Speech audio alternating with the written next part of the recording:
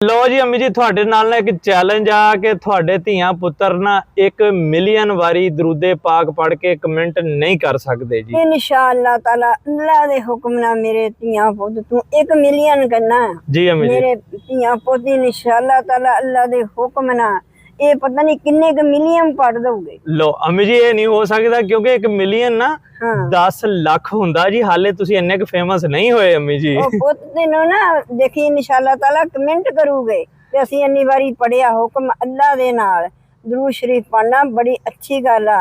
पढ़ पढ़ दरूद हजूर उत्ते जंडे इश्क रसूल वाले गढ़ दवो नबी कबर विच आखे फरिश्तियां नू ये मेरा उम्मती इनू छड्ड देओ।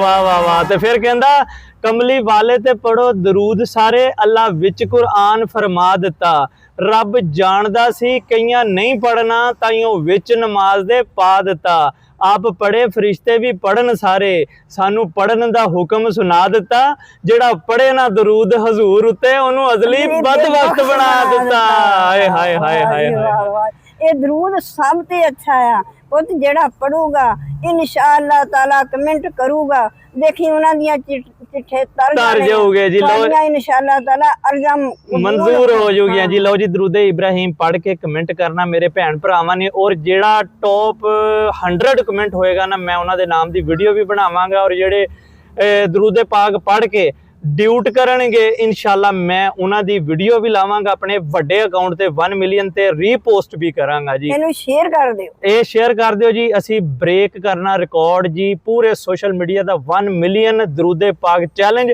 और अगर असी ये अचीव कर जाने असी एक महफिल करवावांगे और जिन्ने मेरे भैन भरावां दे कोई अपने अजीज फौत हो चुके आ उन्हां दे साले सवाब वास्ते वो महफिल होएगी और यही 1 मिलियन प्लस अगर कमेंट आ जाते इहदा तोहफा इंशाअल्लाह उन्हां नू पेश करांगे और उन्हां दे वास्ते सवाब वास्ते एक महफिल अरेंज करांगे जिहदे विच कुरान खानी होएगी सना खानी होएगी नाज शरीफ पढ़ी जाएगी और दुआ भी करवाई जाएगी जी इंशाअल्लाह। आमीन जी। सारे दोस्त ना वीडियो शेयर कर दे। शुक्रिया जी।